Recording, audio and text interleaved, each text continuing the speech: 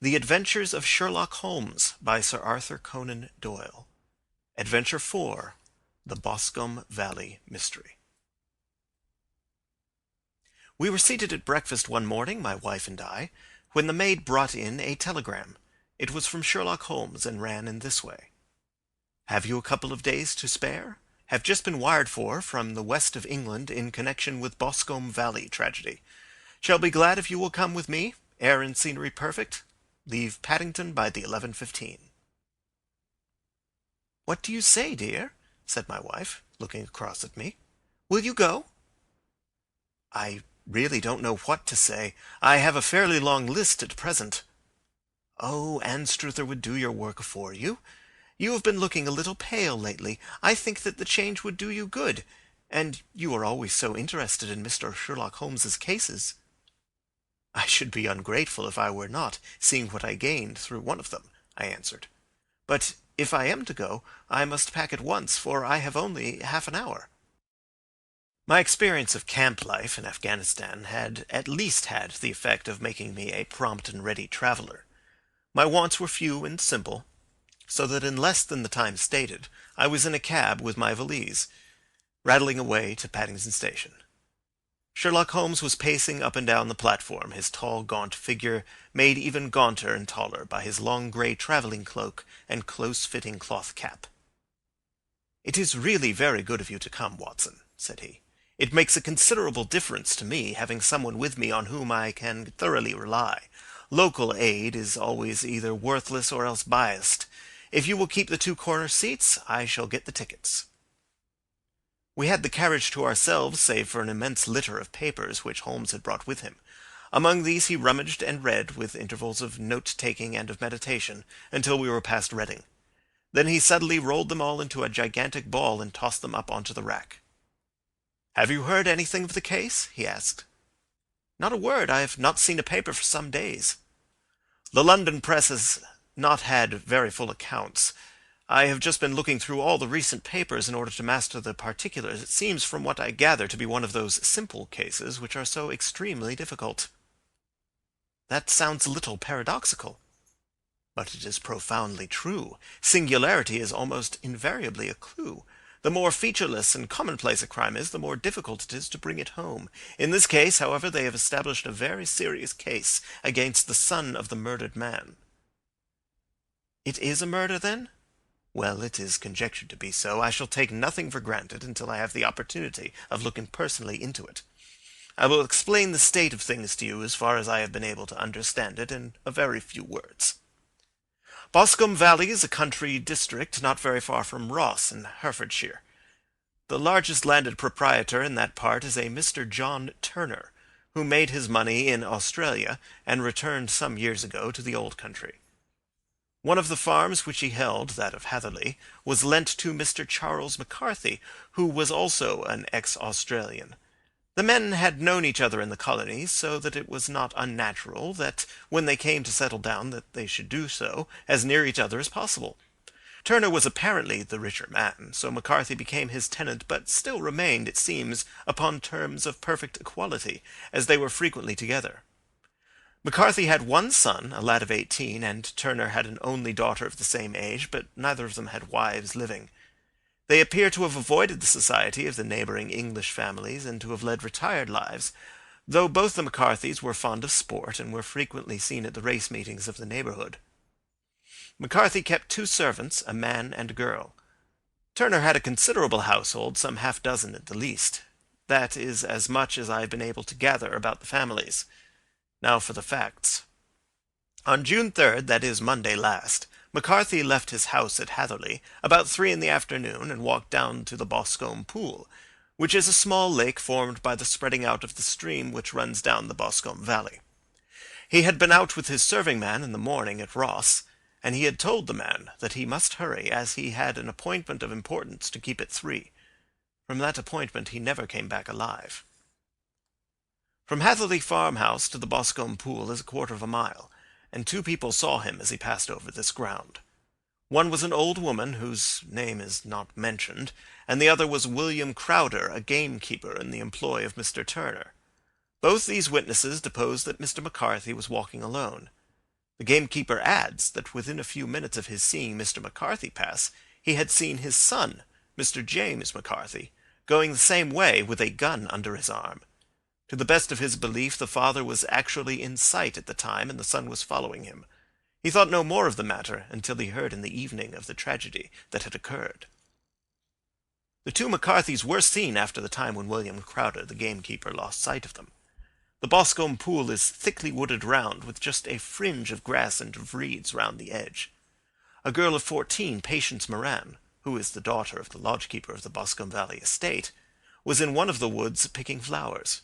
She states that while she was there she saw, at the border of the wood and close by the lake, Mr. McCarthy and his son, and that they appeared to be having a violent quarrel. She heard Mr. McCarthy the elder using very strong language to his son, and she saw the latter raise up his hand as if to strike his father. She was so frightened by their violence that she ran away and told her mother when she reached home that she had left the two McCarthys quarrelling near Boscombe Pool, and that she was afraid that they were going to fight. She had hardly said the words when young Mr. McCarthy came running up to the lodge to say that he had found his father dead in the wood, and to ask for the help of the lodgekeeper. He was much excited, without either his gun or his hat, and his right hand and sleeve were observed to be stained with fresh blood. On following him, they found the dead body stretched out upon the grass beside the pool. The head had been beaten in by repeated blows of some heavy and blunt weapon. The injuries were such as might very well have been inflicted by the butt end of his son's gun, which was found lying on the grass within a few paces of the body. Under these circumstances the young man was instantly arrested, and a verdict of wilful murder having been returned at the inquest on Tuesday, he was on Wednesday brought before the magistrates at Ross, who have referred the case to the next assizes. Those are the main facts of the case, as they came out before the coroner and the police court. "I could hardly imagine a more damning case," I remarked. "If ever circumstantial evidence pointed to a criminal, it does so here." "Circumstantial evidence is a very tricky thing," answered Holmes thoughtfully. "It may seem to point very straight to one thing, but if you shift your own point of view a little, you may find it pointing in an equally uncompromising manner to something entirely different. It must be confessed, however, that the case looks exceedingly grave against the young man, and it is very possible that he is indeed the culprit. There are several people in the neighbourhood, however, and among them Miss Turner, the daughter of the neighbouring landowner, who believe in his innocence, and who have retained Lestrade, whom you may recollect in connection with the study in scarlet, to work out the case in his interest. Lestrade, being rather puzzled, has referred the case to me, and hence it is that two middle-aged gentlemen are flying westward at 50 miles an hour, instead of quietly digesting their breakfasts at home." "I am afraid," said I, "that the facts are so obvious that you will find little credit to be gained out of this case." "There is nothing more deceptive than an obvious fact," he answered, laughing. "Besides, we may chance to hit upon some other obvious facts, which may have been by no means obvious to Mr. Lestrade. You know me too well to think that I am boasting when I say that I shall either confirm or destroy his theory by means which he is quite incapable of employing or even of understanding. To take the first example to hand, I very clearly perceive that in your bedroom the window is upon the right-hand side, and yet I question whether Mr. Lestrade would have noticed even so self-evident a thing as that." "How on earth—" "My dear fellow, I know you well. I know the military neatness which characterizes you. You shave every morning, and in this season you shave by the sunlight. But since your shaving is less and less complete as we get farther back on the left side, until it becomes positively slovenly as we get round the angle of the jaw, it is surely very clear that that side is less illuminated than the other. I could not imagine a man of your habits looking at himself in an equal light and being satisfied with such a result. I only quote this as a trivial example of observation and inference. Therein lies my métier, and it is just possible that it may be of some service in the investigation which lies before us. There are one or two minor points which are brought out in the inquest and which are worth considering." "What are they?" "It appears that his arrest did not take place at once, but after the return to Hatherley Farm. On the inspector of constabulary informing him that he was a prisoner, he remarked that he was not surprised to hear it, and that it was no more than his deserts. This observation of his had the natural effect of removing any traces of doubt which might have remained in the minds of the coroner's jury. "It was a confession!" I ejaculated. "No, for it was followed by a protestation of innocence. Coming on top of such a damning series of events, it was at the least a most suspicious remark." "On the contrary," said Holmes, "it is the brightest rift which I can at present see in the clouds. However innocent he might be, he could not be such an absolute imbecile as not to see that the circumstances were very black against him. Had he appeared surprised at his own arrest, or feigned indignation at it, I should have looked upon it as highly suspicious, because such surprise or anger would not be natural under the circumstances, and yet might appear to be the best policy to a scheming man. His frank acceptance of the situation marks him as either an innocent man, or else as a man of considerable self-restraint and firmness. As to his remark about his deserts, it was also not unnatural, if you consider that he stood beside the dead body of his father, and that there is no doubt that he had that very day so far forgotten his filial duty as to bandy words with him, and even, according to the little girl whose evidence is so important, to raise his hand as if to strike him. The self-reproach and contrition which are displayed in his remark appear to me to be the signs of a healthy mind rather than of a guilty one." I shook my head. "Many men have been hanged on far slighter evidence," I remarked. "So they have, and many men have been wrongfully hanged." "What is the young man's own account of the matter?" "It is, I am afraid, not very encouraging to his supporters, though there are one or two points in it which are suggestive. You will find it here, and may read it for yourself." He picked out from his bundle a copy of the local Herefordshire paper, and having turned down the sheet, he pointed out the paragraph in which the unfortunate young man had given his own statement of what had occurred. I settled myself down in the corner of the carriage, and read it very carefully. It ran in this way: "Mr. James McCarthy, the only son of the deceased, was then called and gave evidence as follows. I had been away from home for 3 days at Bristol, and had only just returned upon the morning of last Monday the 3rd. My father was absent from home at the time of my arrival, and I was informed by the maid that he had driven over to Ross with John Cobb, the groom. Shortly after my return I heard the wheels of his trap in the yard, and, looking out of my window, I saw him get out and walk rapidly out of the yard, though I was not aware in which direction he was going. I then took my gun and strolled out in the direction of the Boscombe Pool with the intention of visiting the rabbit warren which is upon the other side. On my way I saw William Crowder, the gamekeeper, as he had stated in his evidence, but he is mistaken in thinking that I was following my father. I had no idea that he was in front of me. When about 100 yards from the pool I heard a cry of coo-ee, which is a usual signal between my father and myself. I then hurried forward, and found him standing by the pool. He appeared to be much surprised at seeing me, and asked me rather roughly what I was doing there. A conversation ensued which led to high words and almost to blows, for my father was a man of a very violent temper. Seeing that his passion was becoming ungovernable, I left him and returned towards Hatherley Farm. I had not gone more than 150 yards, however, when I heard a hideous outcry behind me, which caused me to run back again. I found my father expiring upon the ground, with his head terribly injured. I dropped my gun and held him in my arms, but he almost instantly expired. I knelt beside him for some minutes, and then made my way to Mr. Turner's lodgekeeper, his house being the nearest, to ask for assistance. I saw no one near my father when I returned, and I have no idea how he came by his injuries. He was not a popular man, being somewhat cold and forbidding in his manners. But he had, as far as I know, no active enemies. I know nothing further of the matter." The Coroner: "Did your father make any statement to you before he died?" Witness: "He mumbled a few words, but I could only catch some allusion to a rat." The Coroner: "What did you understand by that?" Witness: "It conveyed no meaning to me. I thought that he was delirious." The Coroner: "What was the point upon which your father had this final quarrel?" Witness: "I should prefer not to answer." The Coroner: "I am afraid that I must press it." Witness: "It is really impossible for me to tell you. I can assure you that it has nothing to do with the sad tragedy which followed." The coroner. That is for the court to decide. I need not point out to you that your refusal to answer will prejudice your case considerably in any future proceedings which may arise. Witness. I still must refuse. The coroner. I understand that the cry of cooee was a common signal between you and your father. Witness. It was. The coroner.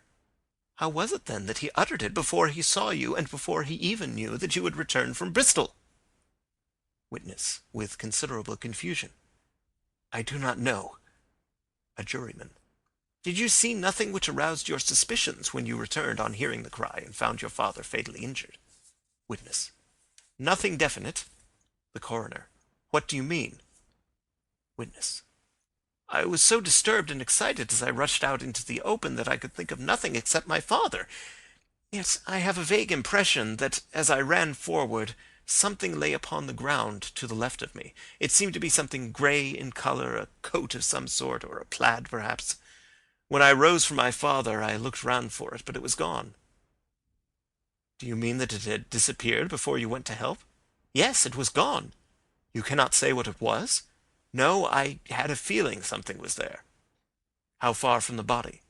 12 yards or so. And how far from the edge of the wood? About the same. Then if it was removed, it was while you were within 12 yards of it? Yes, but with my back towards it. This concluded the examination of the witness. I see, said I, as I glanced down the column, that the coroner in his concluding remarks was rather severe upon young McCarthy. He calls attention, and with reason, to the discrepancy about his father having signalled to him before seeing him, and also to his refusal to give details of his conversation with his father, and his singular account of his father's dying words. They are all, as he remarks, very much against the son. Holmes laughed softly to himself, and stretched himself out upon the cushioned seat. Both you and the coroner have been at some pains, said he, to single out the very strongest points in the young man's favour. Don't you see that you alternately give him credit for having too much imagination and too little? Too little if he could not invent a cause of quarrel which would give him the sympathy of the jury. Too much if he evolved from his own inner consciousness anything so outré as a dying reference to a rat, and the incident of the vanishing cloth. No, sir, I shall approach this case from the point of view that what this young man says is true, and we shall see whither that hypothesis will lead us. And now here is my pocket Petrarch, and not another word shall I say of this case until we are on the scene of action. We lunch at Swindon, and I see that we shall be there in 20 minutes. It was nearly 4 o'clock when we at last, after passing through the beautiful Strand Valley and over the broad gleaming Severn, found ourselves at the pretty little country town of Ross. A lean ferret-like man, furtive and sly-looking, was waiting for us upon the platform. In spite of the light brown dustcoat and leather leggings which he wore in deference to his rustic surroundings, I had no difficulty in recognizing Lestrade of Scotland Yard. With him we drove to the Hereford Arms, where a room had already been engaged for us. "I have ordered a carriage," said Lestrade, as we sat over a cup of tea. "I knew your energetic nature, and that you would not be happy until you had been on the scene of the crime." "It was very nice and complimentary of you," Holmes answered. "It is entirely a question of barometric pressure." Lestrade looked startled.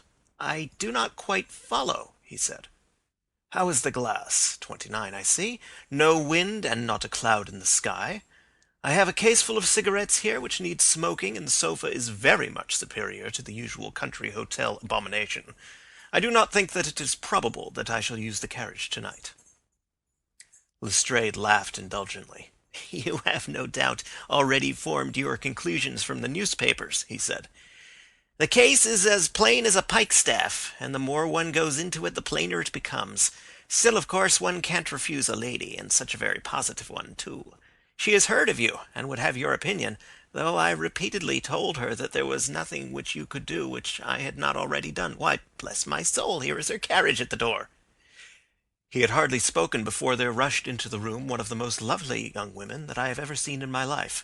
Her violet eyes shining, her lips parted, a pink flush upon her cheeks, all thought of her natural reserve lost in her overpowering excitement and concern. "Oh, Mr. Sherlock Holmes!" she cried, glancing from one to the other of us, and finally with a woman's quick intuition fastening upon my companion. "I am so glad that you have come. I have driven down to tell you so. I know that James didn't do it. I know it, and I want you to start upon your work knowing it too. Never let yourself doubt upon that point. We have known each other since we were little children, and I know his faults, as no one else does. But he is too tender-hearted to hurt a fly. Such a charge is absurd to anyone who really knows him." "I hope we may clear him, Miss Turner," said Sherlock Holmes. "You may rely upon my doing all that I can." "But you have read the evidence. You have formed some conclusion. Do you not see some loophole, some flaw? Do you not yourself think that he is innocent?" "I think that it is very probable." "There now," she cried, throwing back her head and looking defiantly at Lestrade. "You hear? He gives me hopes." Lestrade shrugged his shoulders. "I am afraid that my colleague has been a little quick in forming his conclusions," he said. "But he is right. Oh, I know that he is right. James never did it. And about his quarrel with his father, I am sure that the reason why he would not speak about it to the coroner is because I was concerned in it." "In what way?" asked Holmes. "It is no time for me to hide anything. James and his father had many disagreements about me. Mr. McCarthy was very anxious that there should be a marriage between us. James and I have always loved each other as brother and sister, but of course he is young and has seen very little of life yet, well, naturally he did not wish to do anything like that yet, so there were quarrels, and this, I am sure, was one of them." "And your father?" asked Holmes. "Was he in favor of such a union?" "No, he was averse to it also. No one but Mr. McCarthy was in favor of it." A quick blush passed over her fresh young face as Holmes shot one of his keen, questioning glances at her. "Thank you for this information," said he. "May I see your father if I call tomorrow?" "I am afraid the doctor won't allow it." "The doctor?" "Yes. Have you not heard? Poor father has never been strong for years back, but this has broken him down completely. He is taken to his bed, and Dr. Willows says that he is a wreck, and that his nervous system is shattered. Mr. McCarthy was the only man alive who had known Dad in the old days in Victoria." "Ha! In Victoria, that is important." "Yes, at the mines." "Quite so, at the gold mines, where, as I understand, Mr. Turner made his money." "Yes, certainly." "Thank you, Miss Turner. You have been of material assistance to me." "You will tell me if you have any news tomorrow. No doubt you will go to the prison to see James. Oh, if you do, Mr. Holmes, do tell him that I know him to be innocent." "I will, Miss Turner." "I must go home now, for Dad is very ill, and he misses me so if I leave him. Good-bye, and God help you in your undertaking." She hurried from the room as impulsively as she had entered, and we heard the wheels of her carriage rattle off down the street. "I am ashamed of you, Holmes," said Lestrade with dignity after a few minutes' silence. "Why should you raise up hopes which you are bound to disappoint? I am not over-tender of heart, but I call it cruel." "I think that I see my way to clearing James McCarthy," said Holmes. "Have you an order to see him in prison?" "Yes, but only for you and me." "Then I shall reconsider my resolution about going out. We have still time to take a train to Hereford and see him tonight?" "Ample." "Then let us do so. Watson, I fear that you will find it very slow, but I shall only be away a couple of hours." I walked down to the station with them, and then wandered through the streets of the little town, finally returning to the hotel, where I lay upon the sofa, and tried to interest myself in a yellow-backed novel. The puny plot of the story was so thin, however, when compared to the deep mystery through which we were groping, and I found my attention wander so continually from the action to the fact, that I at last flung it across the room, and gave myself up entirely to a consideration of the events of the day. Supposing that this unhappy young man's story were absolutely true, then what hellish thing, what absolutely unforeseen and extraordinary calamity could have occurred between the time when he parted from his father and the moment when, drawn back by his screams, he rushed into the glade? It was something terrible and deadly. What could it be? Might not the nature of the injuries reveal something to my medical instincts? I rang the bell and called for the weekly country paper, which contained a verbatim account of the inquest. In the surgeon's deposition it was stated that the posterior third of the left parietal bone and the left half of the occipital bone had been shattered by a heavy blow from a blunt weapon. I marked the spot upon my own head. Clearly such a blow must have been struck from behind. That was to some extent in favour of the accused, as when seen quarrelling he was face to face with his father. Still, it did not go for very much, for the older man might have turned his back before the blow fell. Still, it might be worth while to call Holmes's attention to it. Then there was the peculiar dying reference to a rat. What could that mean? It could not be delirium. A man dying from a sudden blow does not commonly become delirious. No, it was more likely to be an attempt to explain how he met his fate. But what could it indicate? I cudgelled my brains to find some possible explanation. And then the incident of the grey cloth seen by young McCarthy. If that were true, the murderer must have dropped some part of his dress, presumably his overcoat, in his flight, and must have had the hardihood to return and to carry it away at the instant when the son was kneeling with his back turned not a dozen paces off. What a tissue of mysteries and improbabilities the whole thing was! I did not wonder at Lestrade's opinion, and yet I had so much faith in Sherlock Holmes's insight that I could not lose hope as long as every fresh fact seemed to strengthen his conviction of young McCarthy's innocence. It was late before Sherlock Holmes returned. He came back alone, for Lestrade was staying in lodgings in the town. "The glass still keeps very high," he remarked as he sat down. "It is of importance that it should not rain before we are able to go over the ground. On the other hand, a man should be at his very best and keenest for such nice work as that, and I did not wish to do it when fagged by a long journey. I have seen young McCarthy." "And what did you learn from him?" "Nothing." "Could he throw no light?" "None at all. I was inclined to think at one time that he knew who had done it and was screening him or her. But I am convinced now that he is as puzzled as every one else. He is not a very quick-witted youth, though comely to look at, and I should think sound at heart." "I cannot admire his taste," I remarked, "if it is indeed a fact that he was averse to a marriage with so charming a young lady as this Miss Turner." "Ah, thereby hangs a rather painful tale. This fellow is madly, insanely in love with her, but some 2 years ago, when he was only a lad, and before he really knew her, for she had been away 5 years at a boarding school, what does the idiot do but get into the clutches of a barmaid in Bristol and marry her at a registry office?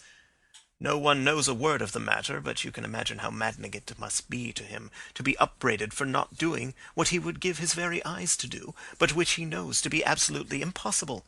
It was sheer frenzy of this sort which made him throw his hands up into the air when his father, at their last interview, was goading him on to propose to Miss Turner. On the other hand, he had no means of supporting himself, and his father, who was by all accounts a very hard man, would have thrown him over utterly had he known the truth. It was with his barmaid wife that he had spent the last 3 days in Bristol, and his father did not know where he was. Mark that point. It is of importance. Good has come out of evil, however, for the barmaid, finding from the papers that he is in serious trouble and likely to be hanged, has thrown him over utterly and has written to him to say that she has a husband already in the Bermuda dockyard, so that there is really no tie between them. I think that bit of news has consoled young McCarthy for all that he has suffered." "But if he is innocent, who has done it?" "Ah, who?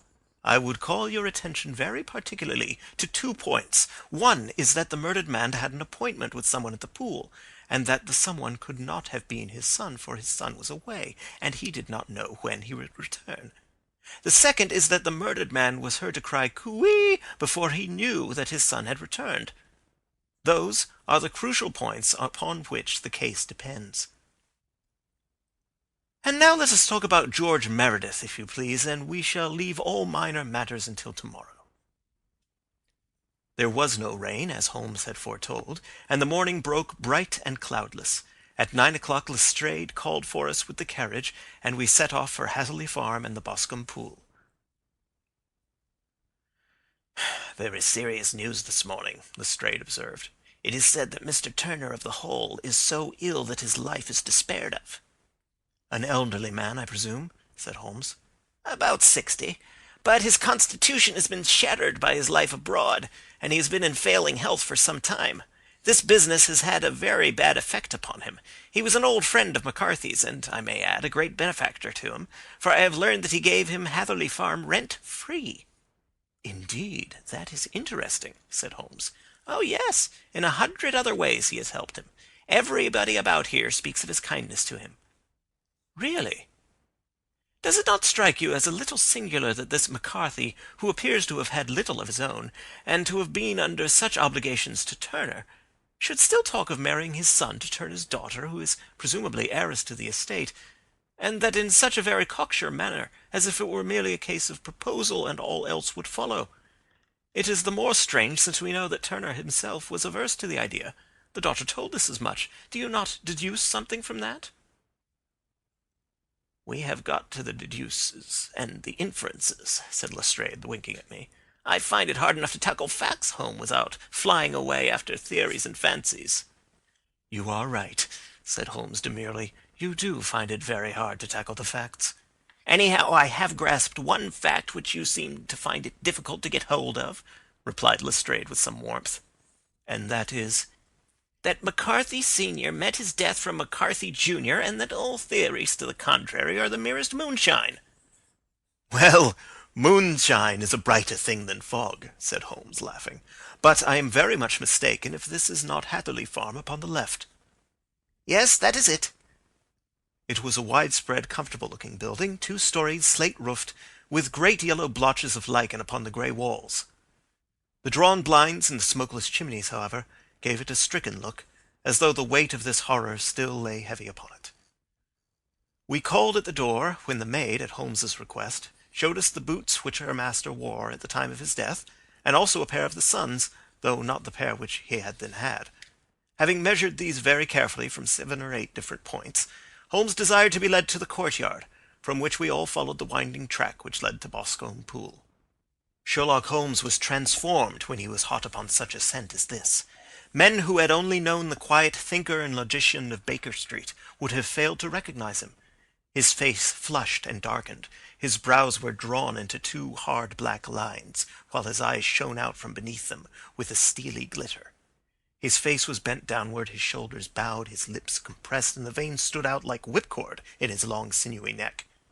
His nostrils seemed to dilate with a purely animal lust for the chase, and his mind was so absolutely concentrated upon the matter before him that a question or remark fell unheeded upon his ears, or at the most only provoked a quick, impatient snarl in reply. Swiftly and silently he made his way along the track which ran through the meadows, and so by way of the woods to the Boscombe Pool. It was damp, marshy ground, as is all that district, and there were marks of many feet, both upon the path and amid the short grass which bounded it on either side.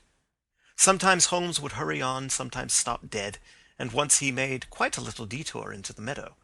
Lestrade and I walked behind him, the detective indifferent and contemptuous, while I watched my friend with the interest which sprang from the conviction that every one of his actions was directed towards a definite end. The Boscombe Pool, which is a little reed-girt sheet of water some 50 yards across, is situated at the boundary between the Hatherley Farm and the private park of the wealthy Mr. Turner. Above the woods which lined it upon the farther side we could see the red, jutting pinnacles which marked the site of the rich landowner's dwelling. On the Hatherley side of the pool the woods grew very thick, and there was a narrow belt of sodden grass 20 paces across between the edge of the trees and the reeds which lined the lake. Lestrade showed us the exact spot at which the body had been found, and indeed so moist was the ground that I could plainly see the traces which had been left by the fall of the stricken man. To Holmes, as I could see by his eager face and peering eyes, very many other things were to be read upon the trampled grass. He ran round, like a dog who is picking up a scent, and then turned upon my companion. "What did you go into the pool for?" he asked. "I fished about with a rake. I thought there might be some weapon or other trace, but how on earth—" "Oh, tut, tut, I have no time. That left foot of yours with its inward twist is all over the place. A mole could trace it, and there it vanishes among the reeds. Oh, how simple it would have all been had I been here before they came like a herd of buffalo and wallowed all over it. Here is where the party with the lodgekeeper came, and they have covered all tracks for 6 or 8 feet round the body. But here are 3 separate tracks of the same feet." He drew out a lens and lay down upon his waterproof to have a better view, talking all the time rather to himself than to us. "These are young McCarthy's feet. Twice he was walking, and once he ran swiftly, so that the soles are deeply marked and the heels hardly visible. That bears out his story. He ran when he saw his father on the ground. Then here are the father's feet as he paced up and down. What is this, then? It is the butt end of the gun, as the son stood listening. And this? Ha ha! What have we here? Tiptoes, tiptoes square, too. Quite unusual boots. They come, they go, they come again. Of course, that was for the cloak. Now, where did they come from? He ran up and down, sometimes losing, sometimes finding the track, until we were well within the edge of the wood and under the shadow of a great beech, the largest tree in the neighbourhood. Holmes traced his way to the farther side of this, and lay down once more upon his face with a little cry of satisfaction. For a long time he remained there, turning over the leaves and dried sticks, gathering up what seemed to me to be dust into an envelope, and examining with his lens not only the ground, but even the bark of the tree as far as he could reach. A jagged stone was lying among the moss, and this he also carefully examined and retained. Then he followed a pathway through the wood until he came to the high road, where all traces were lost. "It has been a case of considerable interest," he remarked, returning to his natural manner. "I fancy that this grey house on the right must be the lodge. I think that I will go in and have a word with Moran, and perhaps write a little note. Having done that, we may drive back to our luncheon. You may walk to the cab, and I shall be with you presently." It was about 10 minutes before we regained our cab and drove back into Ross, Holmes still carrying with him the stone which he had picked up in the wood. "This may interest you, Lestrade," he remarked, holding it out. "The murder was done with it." "I see no marks." "There are none." "How do you know, then?" "The grass was growing under it. It had only lain there a few days. There was no sign of a place whence it had been taken. It corresponds with the injuries. There is no sign of any other weapon." "And the murderer?" "Is a tall man, left-handed, limps with the right leg, wears thick-soled shooting boots and a grey cloak, smokes Indian cigars, uses a cigar holder, and carries a blunt penknife in his pocket. There are several other indications, but these may be enough to aid us in our search." Lestrade laughed. "I am afraid that I am still a skeptic," he said. "Theories are all very well, but we have to deal with a hard-headed British jury." "Nous verrons," answered Holmes calmly. "You work your own method, and I shall work mine. I shall be busy this afternoon, and shall probably return to London by the evening train." "And leave your case unfinished?" "No, finished." "But the mystery?" "It is solved." "Who is the criminal, then?" "The gentleman I describe." "But who is he?" "Surely it would not be difficult to find out. This is not such a populous neighbourhood." Lestrade shrugged his shoulders. "I am a practical man," he said, "and I really cannot undertake to go about the country looking for a left-handed gentleman with a game leg. I should become the laughing-stock of Scotland Yard." "All right," said Holmes quietly. "I have given you the chance. Here are your lodgings. Good-bye. I shall drop you a line before I leave." Having left Lestrade at his rooms, we drove to our hotel, where we found lunch upon the table. Holmes was silent and buried in thought, with a pained expression upon his face, as one who finds himself in a perplexing position. "Look here, Watson," he said when the cloth was cleared. "Just sit down in this chair, and let me preach to you for a little. I don't know quite what to do, and I should value your advice. Light a cigar, and let me expound." "Pray do so." "Well, now, in considering this case, there are 2 points about young McCarthy's narrative which struck us both instantly, although they impressed me in his favour and you against him. One was the fact that his father should, according to his account, cry "Cooee" before seeing him. The other was his singular dying reference to a rat. He mumbled several words, you understand, but that was all that caught the son's ear. Now, from this double point our research must commence, and we will begin it by presuming that what the lad says is absolutely true. What of this cooee, then? Well, obviously it could not have been meant for the son. The son, as far as he knew, was in Bristol. It was mere chance that he was within earshot. The cooee was meant to attract the attention of whoever it was that he had the appointment with. But cooee is a distinctly Australian cry, and one which is used between Australians. There is a strong presumption that the person whom McCarthy expected to meet him at Boscombe Pool was someone who had been in Australia. What of the rat, then? Sherlock Holmes took a folded paper from his pocket and flattened it out on the table. "This is a map of the colony of Victoria," he said. "I wired to Bristol for it last night." He put his hand over part of the map. "What do you read?" "A rat," I read. "And now?" He raised his hand. Ballarat. Quite so. That was the word the man uttered, and of which his son only caught the last two syllables. He was trying to utter the name of his murderer. So-and-so of Ballarat. "It is wonderful!" I exclaimed. "It is obvious. And now you see I had narrowed the field down considerably. The possession of a grey garment was a third point which, granting the son's statement to be correct, was a certainty. We have come now out of mere vagueness to the definite conception of an Australian from Ballarat with a grey cloak." "Certainly." "And one who was at home in the district, for the pool can only be approached by the farm or by the estate, where strangers could hardly wander." "Quite so." "Then comes our expedition of today. By an examination of the ground I gained the trifling details which I gave to that imbecile Lestrade as to the personality of the criminal." "But how did you gain them?" "You know my method. It is founded upon the observation of trifles. His height I might know that you might roughly judge from the length of his stride. His boots, too, might be told from their traces. Yes, they were peculiar boots." "But his lameness?" "The impression of his right foot was always less distinct than his left. He put less weight upon it. Why? Because he limped. He was lame." "But his left-handedness?" "You were yourself struck by the nature of the injury as recorded by the surgeon at the inquest. The blow was struck from immediately behind, and yet was upon the left side. Now, how can that be, unless it were by a left-handed man? He had stood behind that tree during the interview between the father and son. He had even smoked there. I found the ash of a cigar, which my special knowledge of tobacco ashes enables me to pronounce as an Indian cigar. I have, as you know, devoted some attention to this, and written a little monograph on the ashes of 140 different varieties of pipe, cigar, and cigarette tobacco.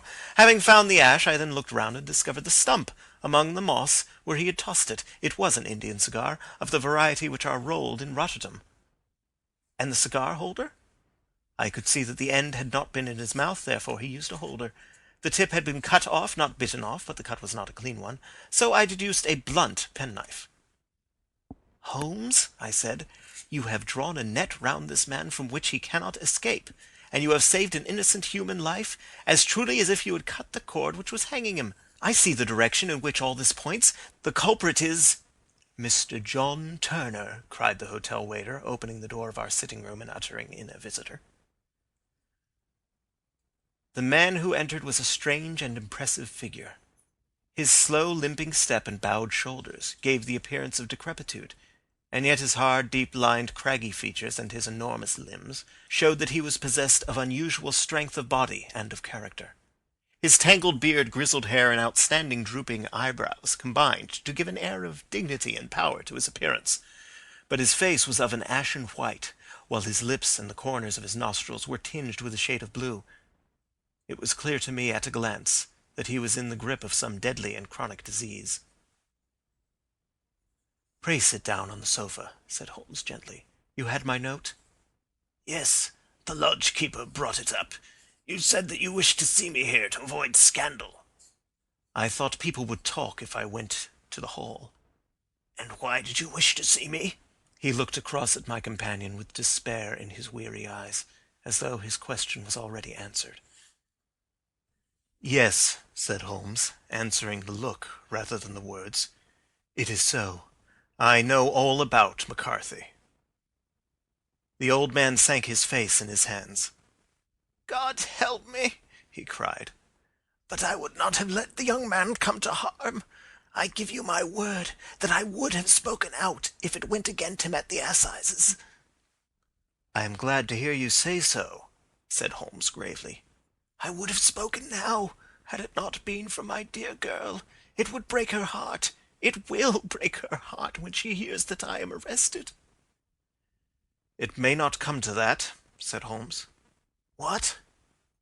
"I am no official agent. I understand that it was your daughter who required my presence here, and I am acting in her interests. Young McCarthy must be got off, however." "I am a dying man," said old Turner. "I have had diabetes for years. My doctor says it is a question whether I shall live a month. Yet I would rather die under my own roof than in a jail." Holmes rose and sat down at the table with his pen in his hand and a bundle of paper before him. "Just tell us the truth," he said. "I shall jot down the facts, you will sign it, and Watson here can witness it. Then I could produce your confession at the last extremity to save young McCarthy. I promise you that I shall not use it unless it is absolutely needed." "It's as well," said the old man. "It's a question whether I shall live to the assizes, so it matters little to me, but I should wish to spare Alice the shock. And now I will make the thing clear to you. It has been a long time in the acting, but it will not take me long to tell. You didn't know this dead man, McCarthy. He was a devil incarnate, I tell you that. God keep you out of the clutches of such a man as he. His grip has been upon me these 20 years, and he has blasted my life. I'll tell you first how I came to be in his power. It was in the early 60s at the diggings. I was a young chap then, hot-blooded and reckless, ready to turn my hand at anything. I got among bad companions, took to drink, had no luck with my claim, took to the bush, and in a word became what you would call over here a highway robber. There were 6 of us, and we had a wild, free life of it, sticking up a station from time to time, or stopping the wagons on the road to the diggings. Black Jack of Ballarat was the name I went under, and our party is still remembered in the colony as the Ballarat Gang. One day, a gold convoy came down from Ballarat to Melbourne, and we lay in wait for it and attacked it. There were 6 troopers and 6 of us, so it was a close thing, but we emptied 4 of their saddles at the first volley. 3 of our boys were killed, however, before we got the swag. I put my pistol to the head of the wagon driver, who was this very man McCarthy. I wished to the Lord that I had shot him then, but I spared him, though I saw his wicked little eyes fixed on my face as though to remember every feature. We got away with the gold, became wealthy men, and made our way over to England without being suspected. There I parted from my old pals and determined to settle down to a quiet and respectable life. I bought this estate, which chanced to be in the market, and I set myself to do a little good with my money to make up for the way in which I had earned it. I married too, and though my wife died young, she left me my dear little Alice. Even when she was just a baby, her wee hand seemed to lead me down the right path as nothing else had ever done. In a word, I turned over a new leaf and did my best to make up for the past. All was going well when McCarthy laid his grip upon me. I had gone up to town about an investment, and I met him in Regent Street with hardly a coat to his back or a boot to his foot. "Here we are, Jack," says he, touching me on the arm. "We'll be as good as a family to you. There's 2 of us, me and my son, and you can have the keeping of us. If you don't, it's a fine, law-abiding country is England, and there's always a policeman within hail." Well, down they came to the West Country. There was no shaking them off, and there they have lived rent-free on my best land ever since. There was no rest for me, no peace, no forgetfulness. Turn where I would, there was his cunning, grinning face at my elbow. It grew worse as Alice grew up, for he soon saw I was more afraid of her knowing my past than of the police. Whatever he wanted he must have, and whatever it was I gave him, without question. Land, money, houses, until at last he asked a thing which I could not give. He asked for Alice. His son, you see, had grown up, and so had my girl. And as I was known to be in weak health, it seemed a fine stroke to him that his lad should step into the whole property. But there I was firm. I would not have his cursed stock mixed with mine. Not that I had any dislike to the lad, but his blood was in him, and that was enough. I stood firm. McCarthy threatened. I braved him to do his worst. We were to meet at the pool midway between our houses to talk it over. When I went down there, I found him talking with his son, so I smoked a cigar and waited behind a tree until he should be alone. But as I listened to his talk, all that was black and bitter in me seemed to come uppermost. He was urging his son to marry my daughter with as little regard for what she might think, as if she were a slut from off the streets. It drove me mad to think that I and all that I held most dear should be in the power of such a man as this. Could I not snap the bond? I was already a dying and desperate man. Though clear of mind and fairly strong of limb, I knew that my own fate was sealed. But my memory and my girl both could be saved if I could but silence that foul tongue. I did it, Mr. Holmes. I would do it again. Deeply as I have sinned, I have led a life of martyrdom to atone for it. But that my girl should be entangled in the same meshes which held me was more than I could suffer. I struck him down with no more compunction than if he had been some foul and venomous beast. His cry brought back his son, but I had gained the cover of the wood, though I was forced to go back to fetch the cloak which I had dropped in my flight. That is the true story, gentlemen, of all that occurred. Well, it is not for me to judge you, said Holmes, as the old man signed the statement which had been drawn out. I pray that we may never be exposed to such a temptation. I pray not, sir. And what do you intend to do? In view of your health? Nothing.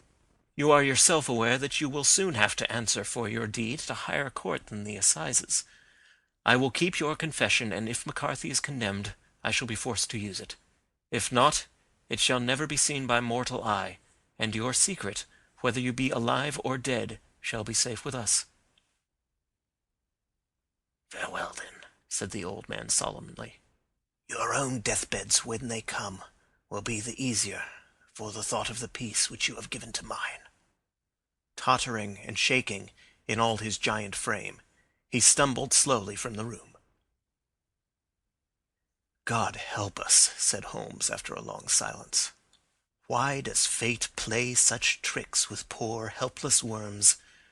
I never hear of such a case as this that I do not think of Baxter's words and say, there, but for the grace of God, goes Sherlock Holmes. James McCarthy was acquitted at the assizes on the strength of a number of objections which had been drawn out by Holmes and submitted to the defending counsel.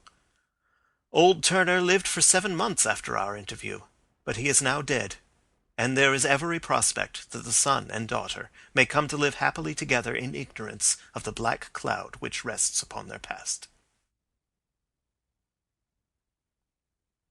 End of Adventure 4, The Boscombe Valley Mystery.